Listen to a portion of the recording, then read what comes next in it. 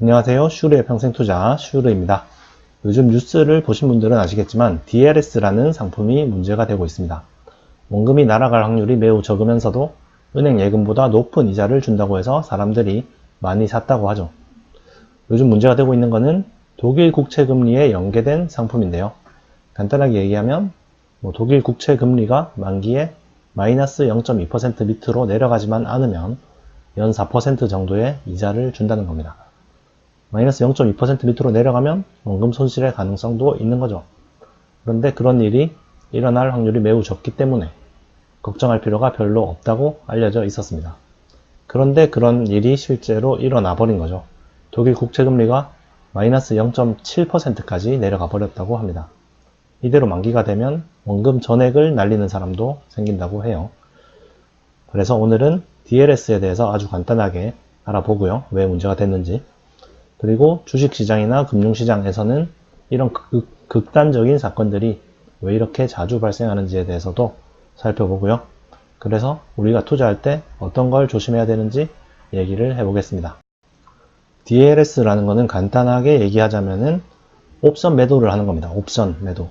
옵션 투자는 엄청 위험하다는 것은 다들 알고 있을 텐데 이렇게 위험한 상품이 안전하다고 알려져 있으니까 문제가 된 거죠. 옵션 매도라는 것은 뭔지 아주 간단하게만 알아보겠습니다. 요즘 문제가 되는 게 국채, 채권이기 때문에 채권을 한번 예로 들어보겠습니다. A라는 사람과 B라는 사람이 있습니다.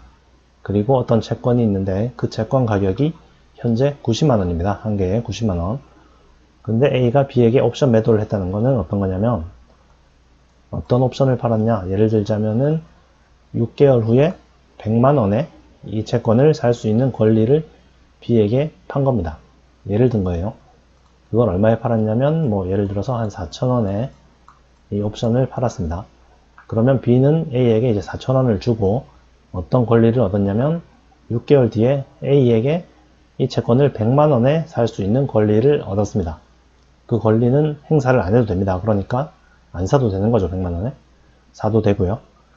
그러니까 B 입장에서는 이 옵션을 산 이유는 이 채권 가격이 6개월 후에는 100만원보다 높게 거래가 될 것이다 라고 예상을 했기 때문에 이 옵션을 산 겁니다. 반대로 A 입장에서는 이 채권 가격이 6개월 후에 절대로 100만원을 넘을 수 없다 라고 생각을 해서 4,000원을 받고 이런 옵션을 B에게 판 거겠죠. 이 채권 가격이 100만원이 넘어가면 금리가 마이너스인데 설마 마이너스 금리인 채권을 계속 사는 사람이 있을까? 절대 100만원은 넘지 않을 것 같다 라고 예상을 해서 4,000원 받고 판 건데 이 옵션을. 그런데 그 일이 실제로 일어나 버리면 이제 손해를 보게 되는 겁니다. 예를 들어서 이 채권 가격이 6개월 뒤에 만약에 105만원이 되었다. 그러면 A는 B에게 이 채권을 105만원에 사서 100만원에 팔아야 됩니다.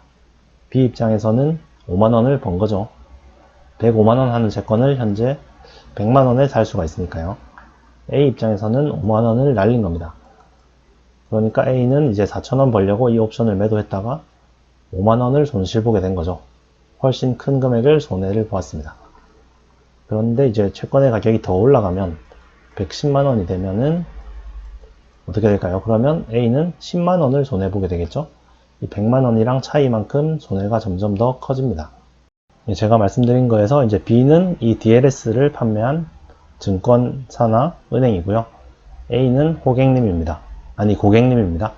그러니까 A라는 고객님은 이 내용의 옵션을 4,000원에 B에게, 그러니까 은행이나 증권사에게 팔아 넘긴 거죠. 그러면 은행이나 증권사 입장에서는 이 채권이 100만원을 안 넘어가면은 4,000원을 그냥 고객님에게 날리는 건데 그런데도 왜 이 옵션을 팔았냐? 당연히 안전장치를 해놨겠죠. 은행이나 증권사는 옵션 시장에서 이 동일한 내용의 옵션을 6,000원에 팔아버리는 겁니다. 그러니까 B는 A에게 4,000원에 이 옵션을 사서 시장에다가 6,000원에 파는 거랑 똑같은 거죠. 그러면 B는 그걸로 끝입니다. 그냥 중개를 해주는 거죠. 중개의 B가 2,000원이에요. 그러니까 은행이나 증권사는 2,000원만 챙기고 나머지 이제 손실이 나도 이제 A 거고 이익이 나면 이익이 나봤자 4,000원이고요. 이제 B는 그거 중개만 해주고 끝입니다. 아무런 위험 없이 2,000원을 챙기는 거죠. 손해가 나면은 A가 손해보는 거고요. 지금 제가 설명드린 게 DLS의 대략적인 구조입니다. 뭐 정확하게 제가 공부한 건 아니라서 똑같진 않지만 대충 큰 틀에서 이런 거라는 거예요.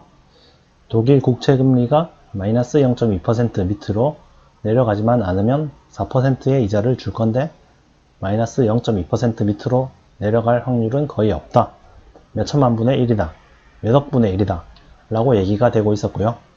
그래서 순진한 투자자들은 그런 일이 일어날 확률은 거의 없겠구나 라고 생각을 하고 투자를 했는데 마이너스 0.2%는커녕 마이너스 0.7%까지 내려가 버린 겁니다. 몇 억 분의 1의 확률의 일이 실제로 일어나 버린 거죠. 이번만이 아니라 예전에 ELS라는 상품에서도 비슷한 일이 있었습니다. 주가가 반토막 이하로 내려가지만 않는다면 4% 정도의 이자를 주겠다 한 거죠. 주가가 설마 반토막이 나겠어? 하고 투자했는데 실제로 반토막이 나버린 거예요. 그래서 원금을 날린 경우도 있었습니다. 몇 천만 분의 1, 몇 억 분의 1 이런 확률이라고 알려진 사건들이 금융시장에서는 매우 자주 일어납니다. 왜 그런 걸까요? 그건 바로 금융시장에서 발생하는 사건은 정규 분포를 따르지 않기 때문입니다. 고등학교 때 수학이랑 완전히 담을 쌓으신 분들이 아니라면 정규 분포라는 말은 한 번씩 들어봤을 건데요. 무슨 어려운 내용을 하는 건 아니니까 끄지 마시고요. 저도 잘 모릅니다. 정규 분포 그래프는 보통 이렇게 생겼죠. 주식 시장에서 예를 들면은 코스피 지수가 하루 만에 이제 1% 이내로 오르내릴 확률은 매우 높겠죠. 거의 다 대부분의 날들이 1% 이내로 왔다 갔다 하겠죠. 1%에서 마이너스 1%. 그런 확률은 여기 중간에 위치한 값들은 매우 일어날 확률이 높습니다. 좀 이제 극단적으로 3%가 오르내릴 확률은 잘 없겠죠. 코스피 지수가 플러스 3%가 된다거나 마이너스 3%가 되는 날은 1년에 한 몇 번 정도밖에 안 되겠죠. 그래도 1년에 한 10번 이 정도는 발생을 할 겁니다. 그리고 좀 더 이제 끝으로 가서 한 5% 정도. 코스피 지수가 하루 만에 5%가 오르거나 내릴 확률은 거의 발생하지 않죠. 거의. 훨씬 적은 확률로 발생을 합니다. 그리고 아주 극단적으로 만약에 10%가 오르내릴 확률은 진짜 거의 잘 없는 일이죠. 정규 분포대로 계산을 해보면 아마 거의 한 100년에 한 번 정도 일어날 사건일 겁니다. 100년이나 1000년에 한 번 정도. 근데 실제로는 10% 정도 오르내리는 일이 100년에 한 번까지는 아니고 한 10년에 한두 번 정도는 발생을 하죠. 어떤 금융위기가 왔을 때나 이럴 때는 코스피 지수 전체가 10% 정도 내려가기도 하잖아요. 그러니까 정규 분포상으로 계산을 했을 때는 거의 안 일어나야 되는 일이 생각보다는 훨씬 더 자주 일어난다는 겁니다. 왜 그럴까요? 그거는 코스피의 등락폭은 정규 분포를 따르지 않거든요. 특히나 양극단으로 갈수록 말이죠. 요 가운데에 있어서는 코스피 등락폭이 정규 분포랑 거의 비슷하게 가는데 이 끝으로 갈수록 실제로는 매우 적은 확률로 일어나야 되는 일인데도 그것보다 훨씬 더 자주 그 사건이 발생한다는 겁니다.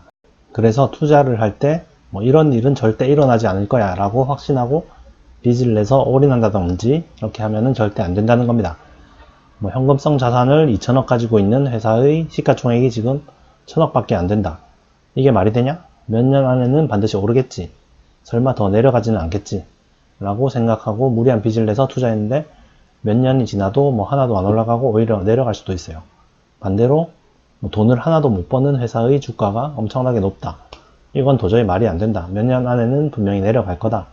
라고 예상을 해서 무리한 금액을 하락에 베팅했는데 주가가 내려가기는커녕 오히려 올라가는 경우도 많습니다. 이렇게 주식시장에서는 말이 안 되는 일들, 극단적인 사건들이 자주 일어납니다. 그러니까 잘못된 확신을 가지고 투자를 하면 안 됩니다. 물론 기대 보상이 충분히 크다면은 자산의 일부를 투자하는 것은 괜찮겠죠. 하지만 올인하면 절대 안 됩니다. 워렌 버핏의 투자 원칙 아시죠? 1번 절대 돈을 잃지 마라. 2번 1번 원칙을 절대 잊지 마라. 항상 기억하시기 바랍니다. 잃지 않는 투자가 최우선입니다. 네, 오늘도 시청해주셔서 감사드립니다. 구독, 좋아요 눌러주세요.